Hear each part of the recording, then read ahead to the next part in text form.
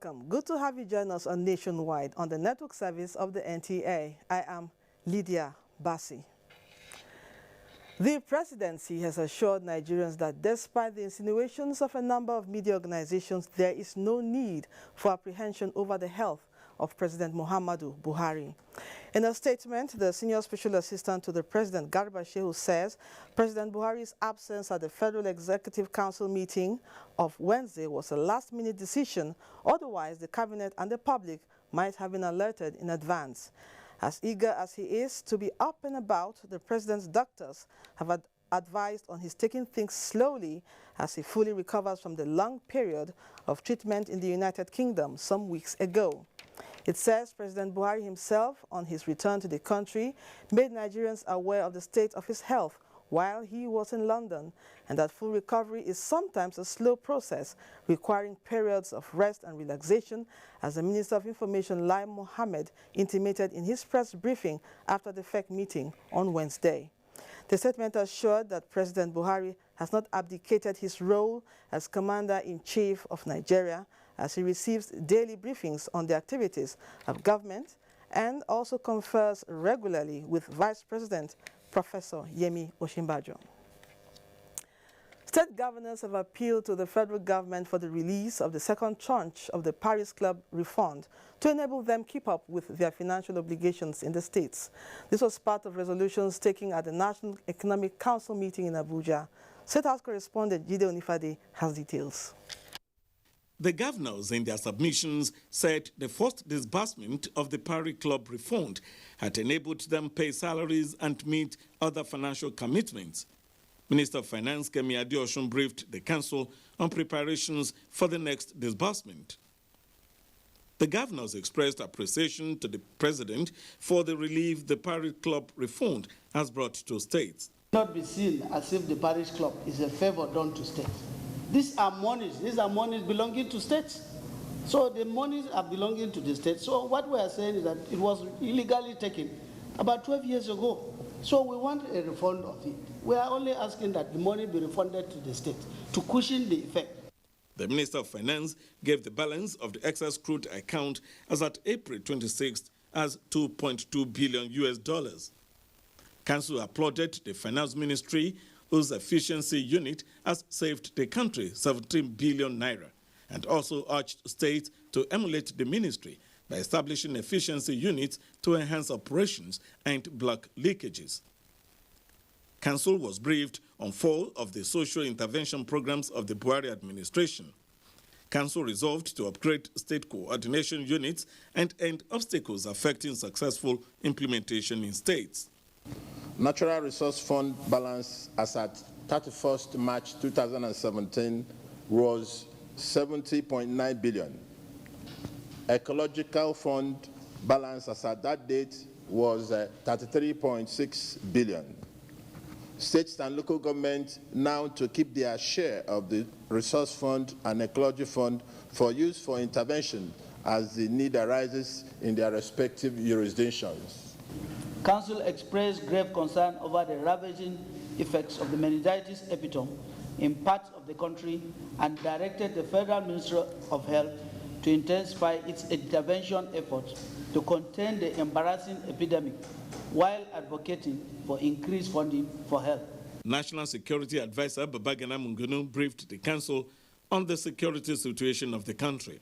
Basically, the security agencies have commenced a general crackdown, a nationwide crackdown against gunmen, cattle rustlers, armed militants, as well as other restless militia groups in the country.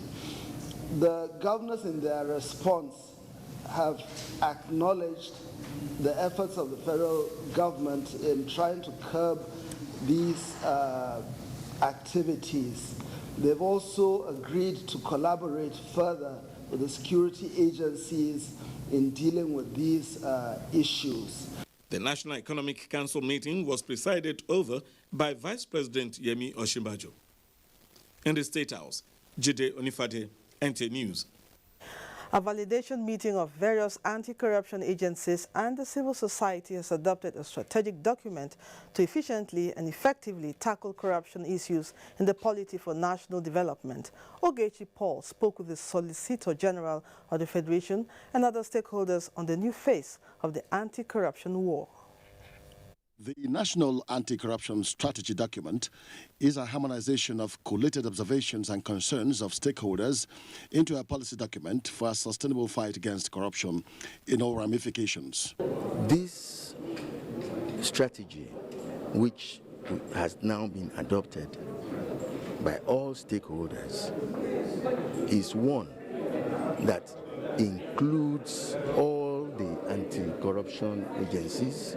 Three broad contexts are highlighted: the fact that corruption has been pervasive and systemic in the country, identifiable gaps in the complementary institutional and structural strategies in the fight against corruption, which must be closed, and the determination by the present administration to situate the fight within the bounds of democracy and the rule of law.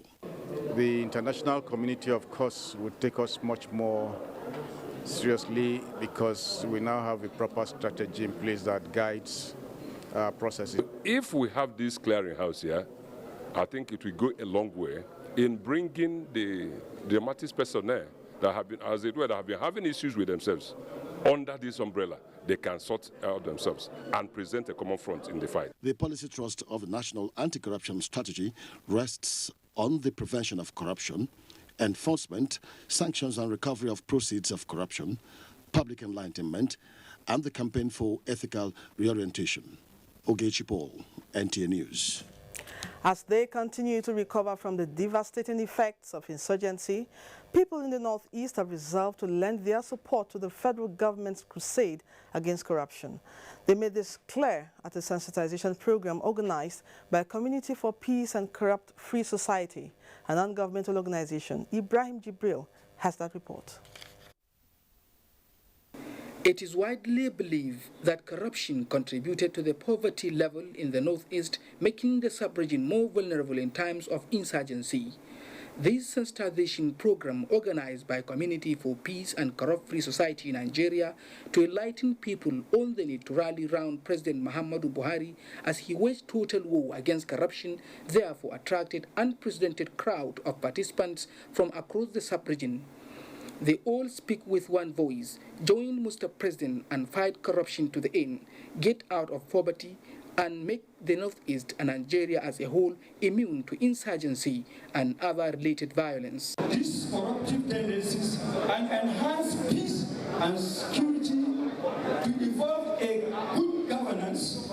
Peace education is to be taken as a subject in our secondary education and tertiary institution. Speakers at the event also advised authorities to borrow a leaf from the advanced world by employing accountability, transparency, and good governance as mechanisms to fight corruption. The days are gone when we just fold our arms and watch government officials do whatever they want to do and go away with it free, because our country must move forward. We are proud that he is making a success of it, and we are boarding all Nigerians to support him rather than frustrate him. Papers were presented on good governance and the impact of corruption in Nigeria. In Gombe, Ibrahim Jibrin, NTA News. Speaker, House of Representatives Yakubu Dogara has assured Nigerian women of the passage of the Gender Equality Bill before the National Assembly. He said this when he met with a delegation from the Conference of Female Parliamentarians of State Houses of Assembly. National Assembly correspondent Ignatius Unko has that.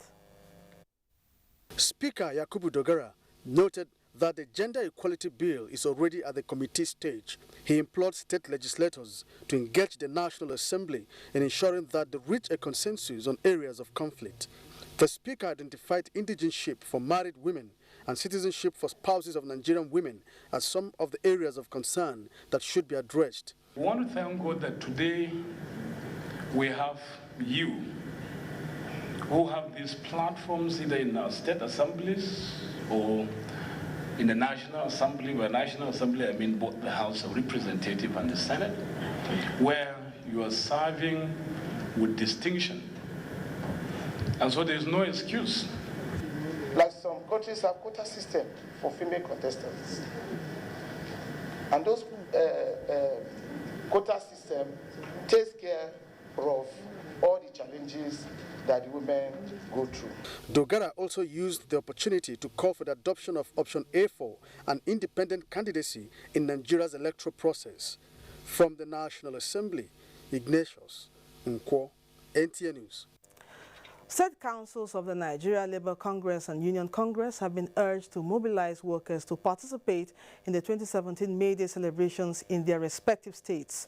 Chairman of the 2017 Joint May Day celebration, Comrade Peters Adeyemi, while briefing the media, says the rallies will afford Labour the opportunity to contribute their quota to national rebirth, economic revival, and chart a way forward for policies that are pro-poor.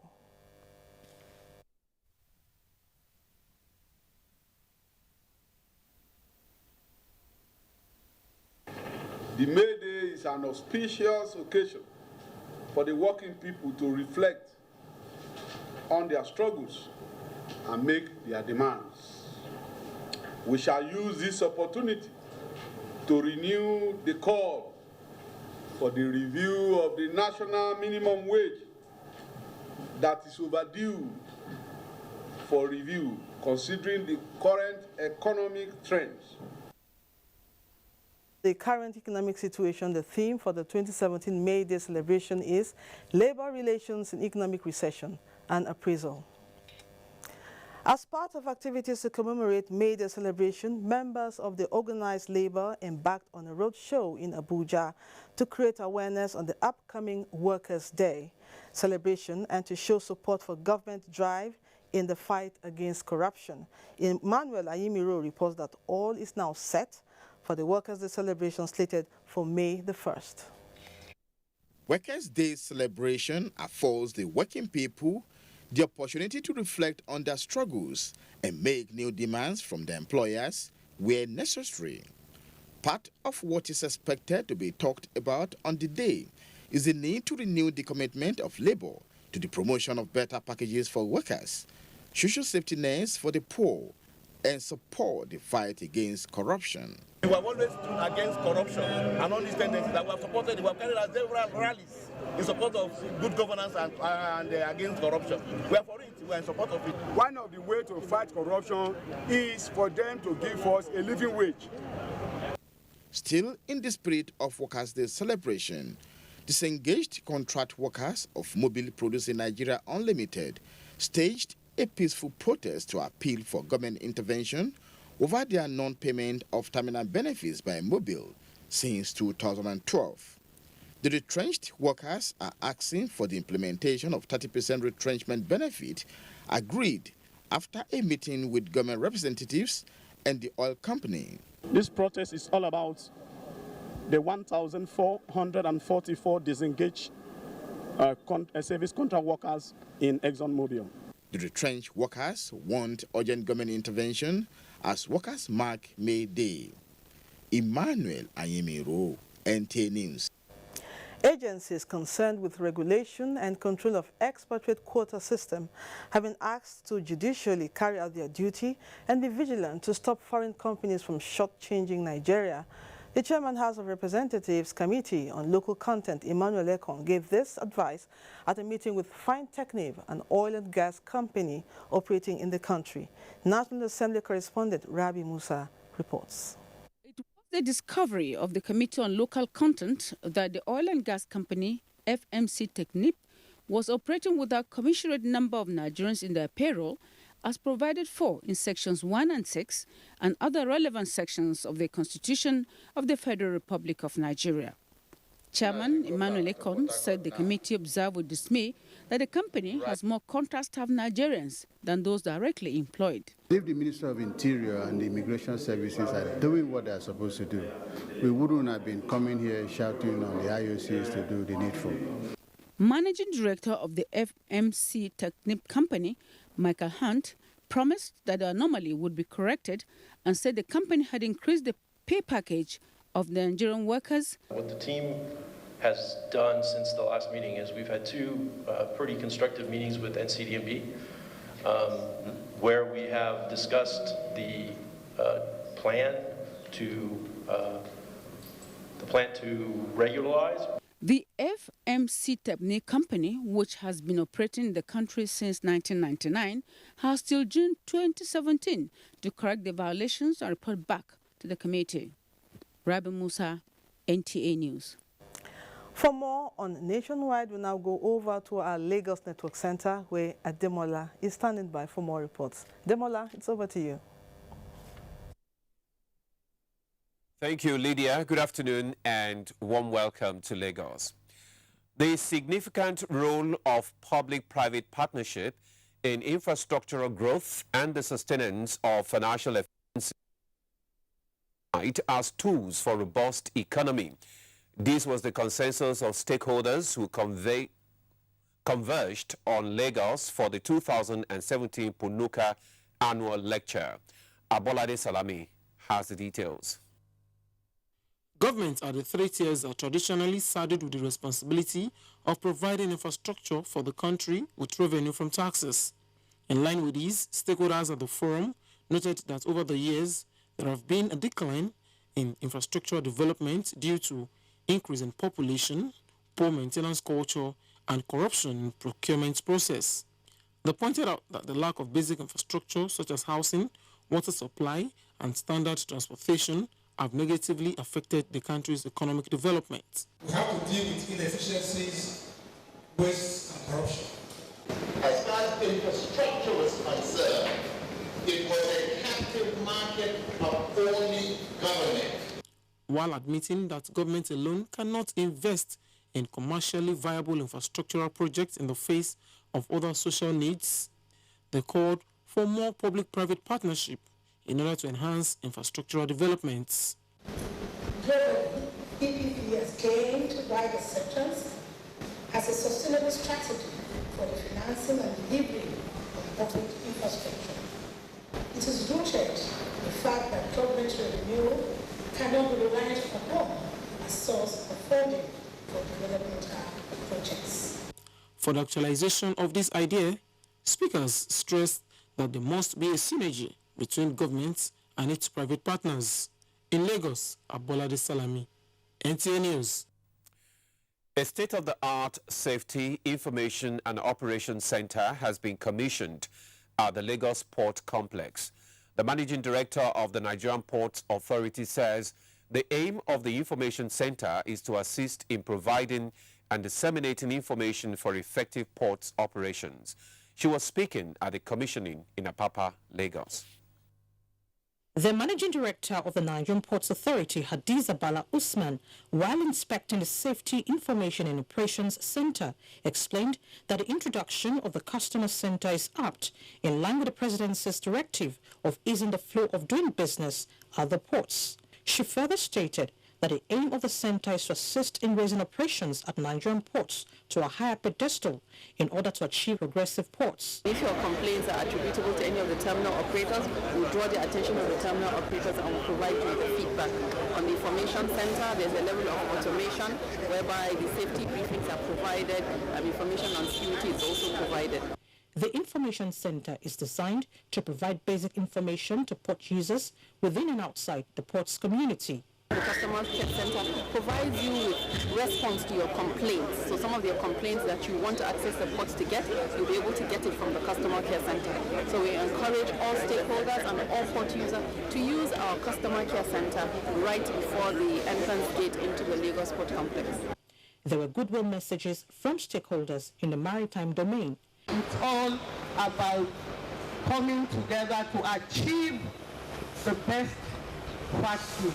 We also take care of, a situation, where people can ask questions, drop suggestions, and the security of the port will eventually be secured. Their facility is expected to work 24 hours, while an electronic information board has been mounted outside the Premier Port to provide basic ports information. The House of Representatives Committee on Economic Recession has assured Nigerians of plans to revive moribund businesses across the country in order to place the economy on the path of stability. Chairman of the committee, Olabode Ayoride, made this known when he led members on a visit to the Lagos State Governor, Akinwumi Ambode, in Alausa, Ikeja. Victoria Olabode reports. The chairman of House of Representatives Committee on Economic Recession, Honorable Olabode Ayorinde, said members of the committee are in Lagos to meet with stakeholders and experts in the industrial sector on how to transform the giant commercial enterprises that had contributed to economic downturn of the country. He expressed optimism that the current administration will provide a lasting solution to various challenges confronting the major establishment of the economy. This, according to him, will take the country out of recession by next quarter, as predicted by the Central Bank of Nigeria.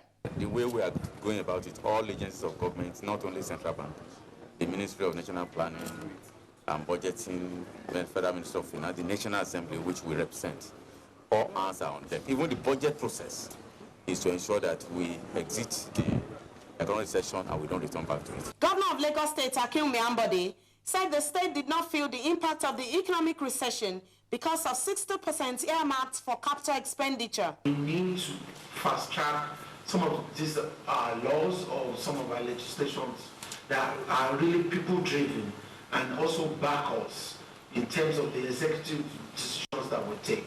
He said the state is gradually moving towards 24 hours economic activities that will guard against any worst hits of the economy.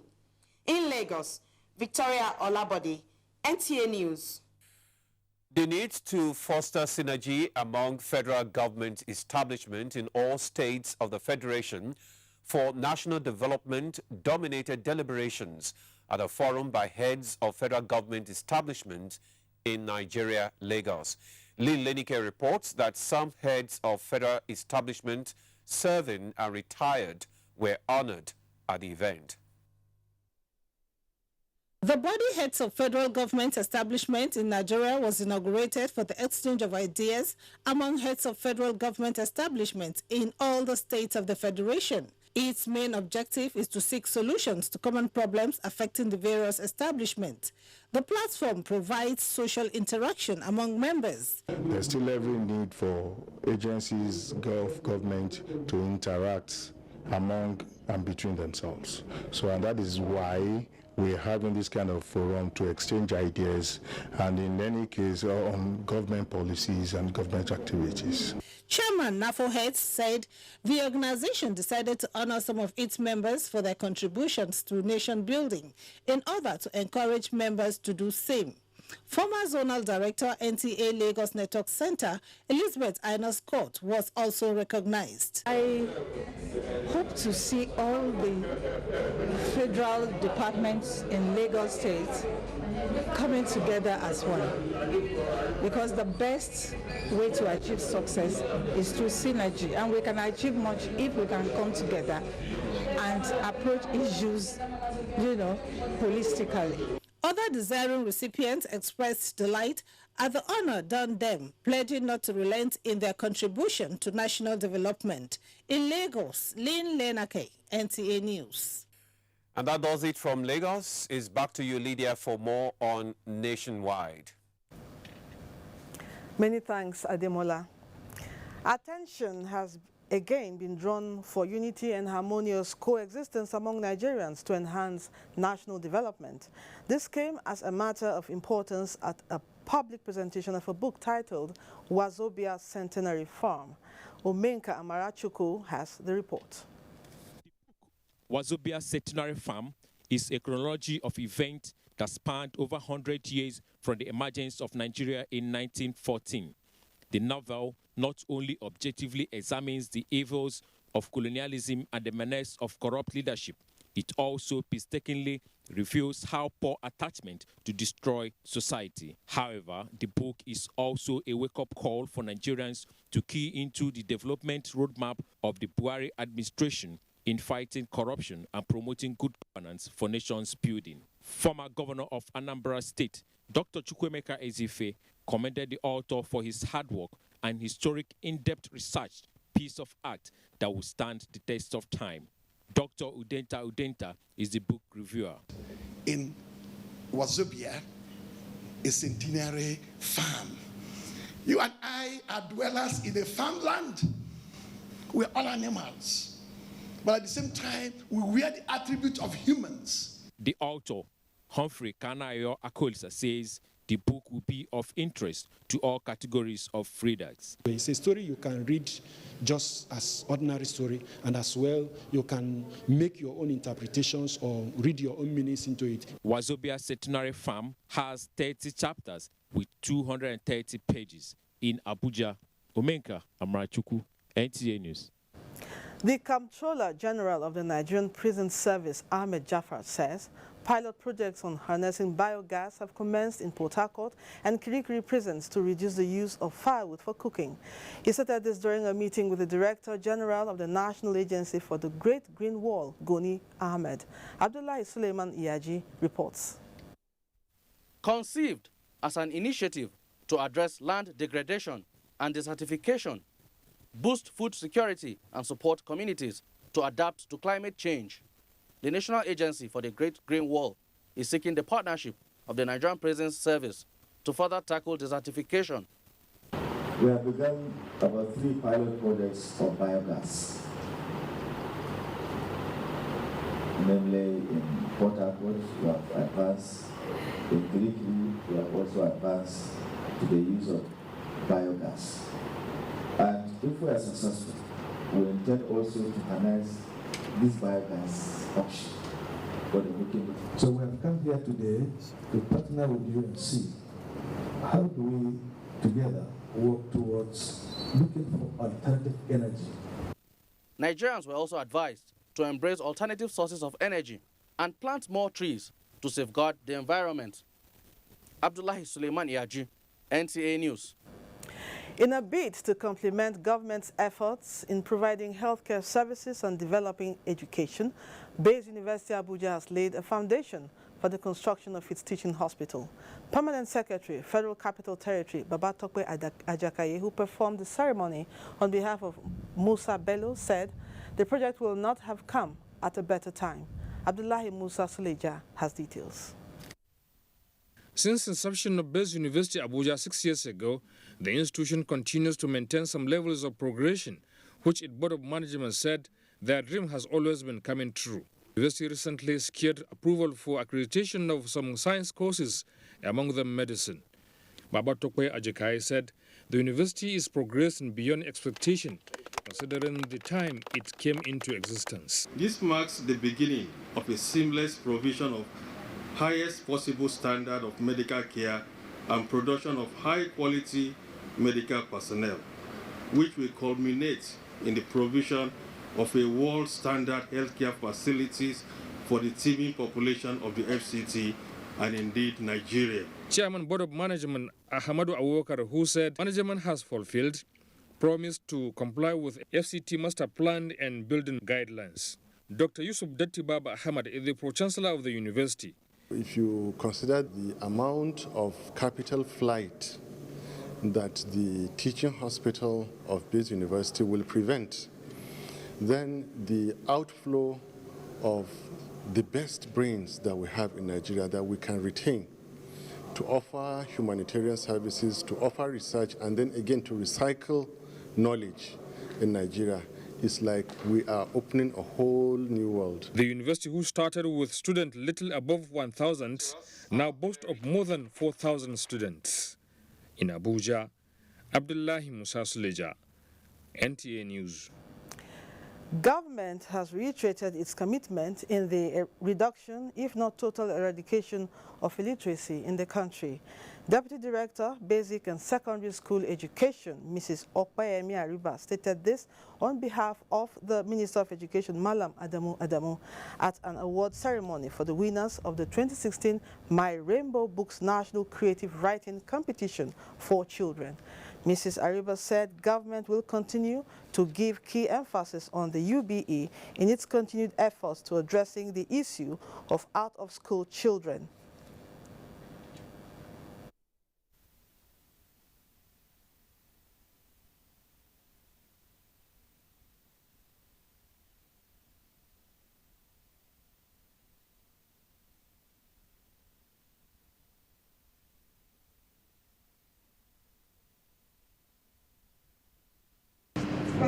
Minister of Education administration has put in place some programs aimed at promoting creative abilities, critical thinking, reading, and writing in the entire citizenry, particularly in pupils and students, especially at the basic level.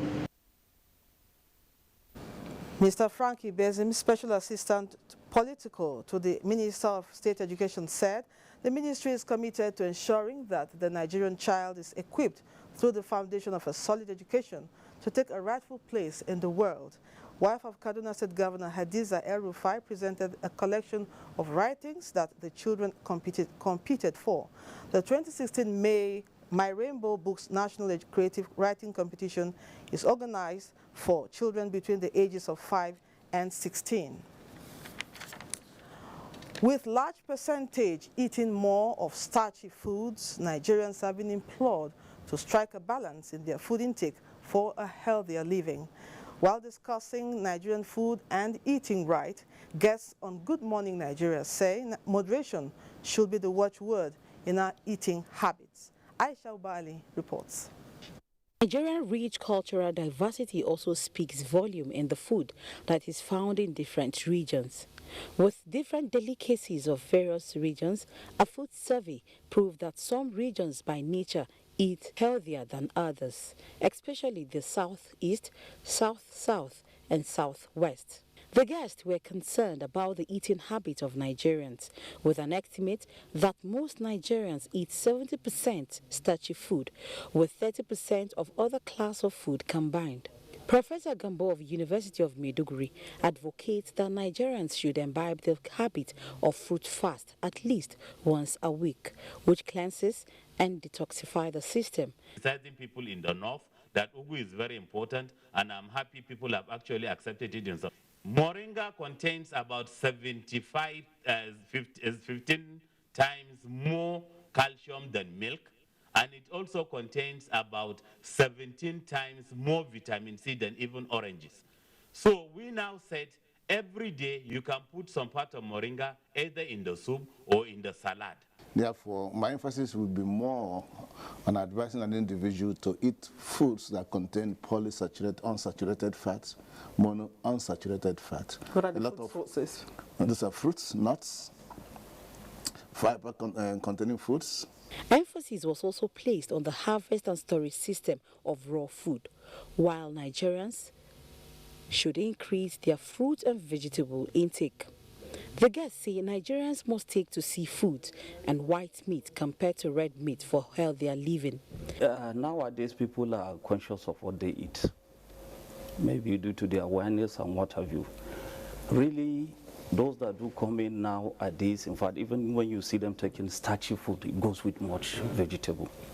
So if the right mix of food groups are not being consumed widely by that family or not made available to that child in terms of feeding, then that child will continue to, will be malnourished.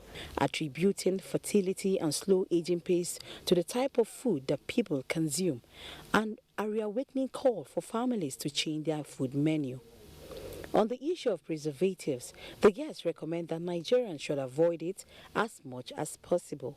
In Abuja, Aisha Ubali, NTA News.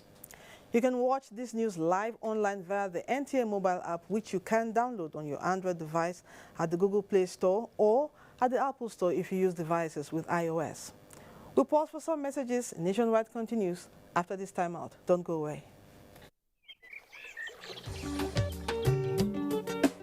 Change does not just happen. You and I and all of us must appreciate that we all have our part to play if we want to bring change about. We must change our lawless habits, our attitude to public office, and public trust.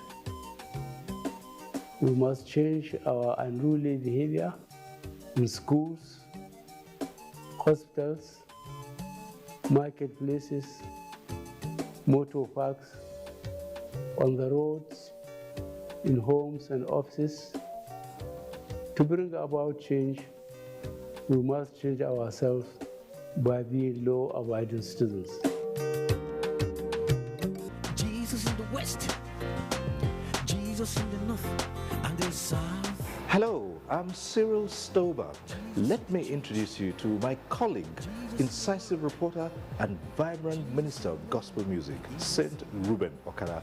In the newsroom, we call him the Saint. Yes! In Abuja! Everywhere you go! I'd like to invite you to the public presentation of Breaking News. That's a music album by Saint Reuben Okara. Everywhere you go! And it's all taking place on Saturday, the 29th of April, 2017, at the Cultural Center, Area 10, Abuja. It's at 4 o'clock in the evening. See you there.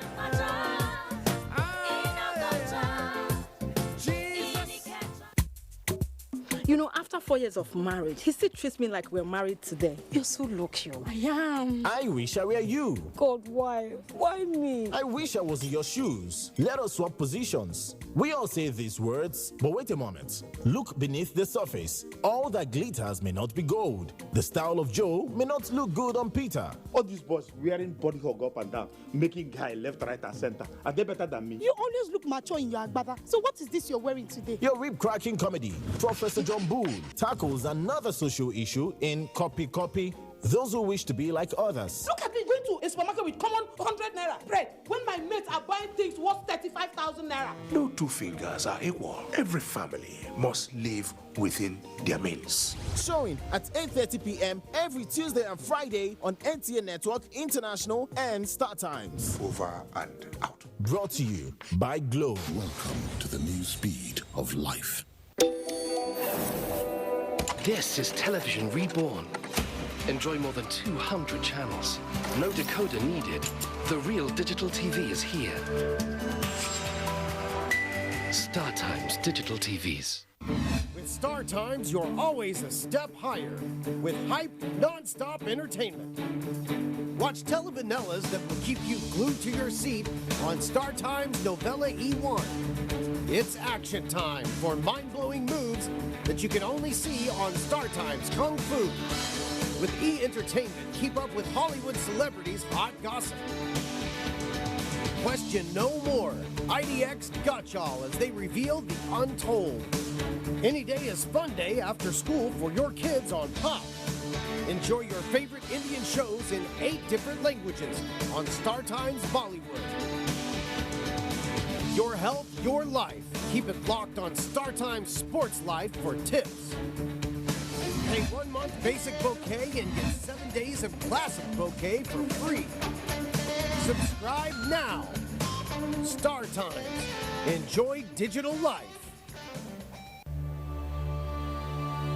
Admission forms for the 2017-2018 academic session of NTA Television College JAWS into its diploma programs are now on sale. The diploma programs are in film and TV production, broadcast journalism, and TV engineering technology. Applicants are required to have at least 5 credits, including English language and mathematics at SSC, NECO, or GCO levels in not more than 1 sitting. Application forms can be obtained from the TV College Refi JAWS or at any NTA zonal centers nationwide on payment of a non-refundable fee of 7,500 naira in bank draft in favor of NTA Television College. Completed application forms should be returned to the office of the academic secretary, NTA Television College, or the Center of Purchase on or before 28th of July 2017. For further inquiries, please call 0806 980 9807 or 0703 660 7155. NTA Television College, training you to be the best you can be.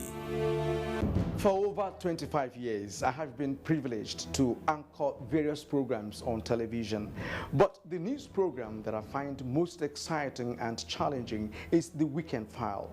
This is largely because of its philosophy of engaging all classes of people, the artisans, politicians, technocrats, captains of industry, and professional analysts on issues that touch all aspects of life and living. In the conversations that follow, you find complexities, different views, ideologies, thought patterns, and individual beliefs. It's quite engaging. We do this Saturdays on NTA Network Service at 9 p.m. It's Weekend Pal, but you call it Weekend Companion, and it's all about nation building.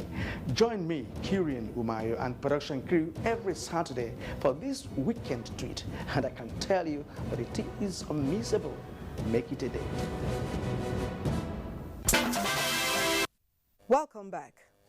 Coordinators of the National Youth Service Corps scheme have been charged on being proactive in crisis management and media relations. Director General of the scheme, Brigadier General Suleiman Kazauri, gave the charge at a one-day workshop on crisis management and media relations in Bauchi. Mahmoud Ibn Mohammed reports. The workshop, which is the first of its kind since the establishment of the NYSC scheme, became imperative due to some avoidable crises that have confronted the scheme in recent times. With the theme Crisis Management and Media Relations, the management of the National Youth Service Corps scheme noted that certain factors that includes poor human relations and management, overzealousness on the part of some camp officials, negligence and abdication of responsibilities, harboring and suppression of information are major causes of the problems facing the scheme. One of the best ways to manage crisis is prevention. NYSC has been going through some controversial issues, particularly during orientation courses, when corps members agitate or when corps members do one thing or the other. And state coordinators would think they cannot handle such situation or talk to press.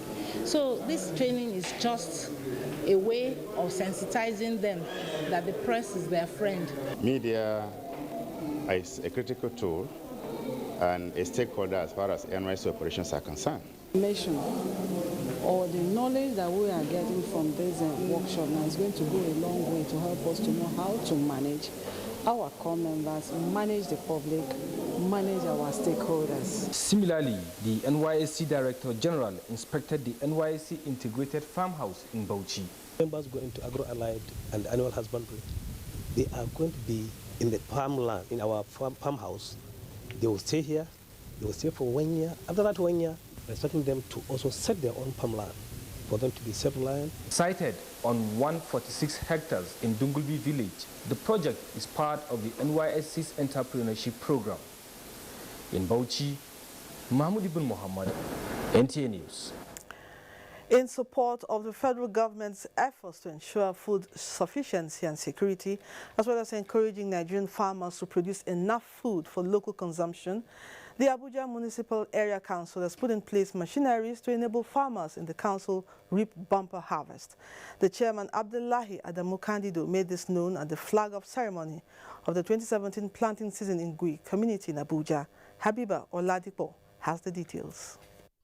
Rains begins to drop, it is expected that farmers will use the opportunities to commence farming activities in earnest, so as to have good nurture for their seedlings. But with the challenges of inadequate fertilizers, improved seedlings, modern equipment and techniques, the chance for local farmers to produce quality agricultural produce at a commercial scale to tackle food security seems impossible.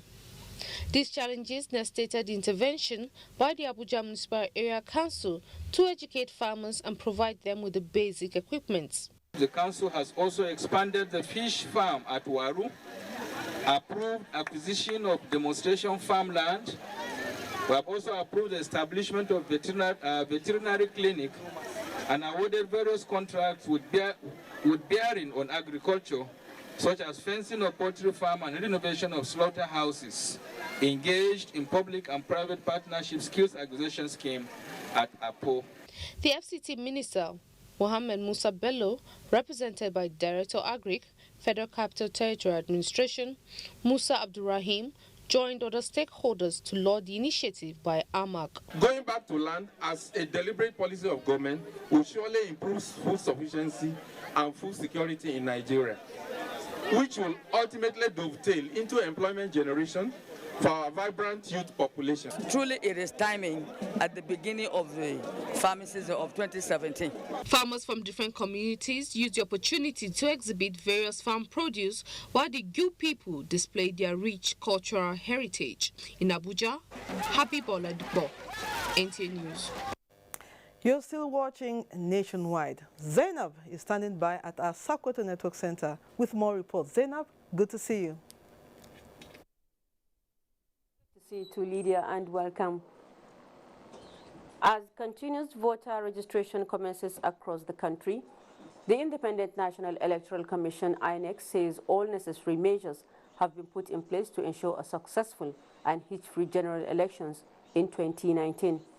INEC Zonal Commissioner in charge of Sokoto, Kebbi and Zamfara states, Amina Zakari, stated this in Sokoto at the flag-off of the voter registration exercise. Sadia Umar Digi completes the report. The idea of the continuous voter registration is to update and validate registered voters. The Federal Commissioner in charge of Sokoto, Kebbi and Zamfara State, Hajia Amina Zakari, said the Commission is poised to deliver effective and efficient service to the people. Hajia Amina Zakari explained that a conducive environment will be provided by the electoral officer in charge of the INEC local government offices with the consent of the people of the area for the exercise, outlining the operational guidelines for the continuous voter registration and permanent voters card distribution exercise. She said the Commission has devised new ways to have a free, fair and credible elections that include e-collation and e-tracking, among others. These are few of the innovations aimed at demonstrating the integrity and transparency of the Commission's election results collation process, thus further building the confidence of electorates in the electoral process. Earlier in their separate addresses, the INEC Administrative Secretary Sokoto Office Muhammad Abubakar Sadiq and Chairman Wamako Local Government Council Ahmad Kalambaina advised the political parties to mobilize their supporters to take advantage of the exercise.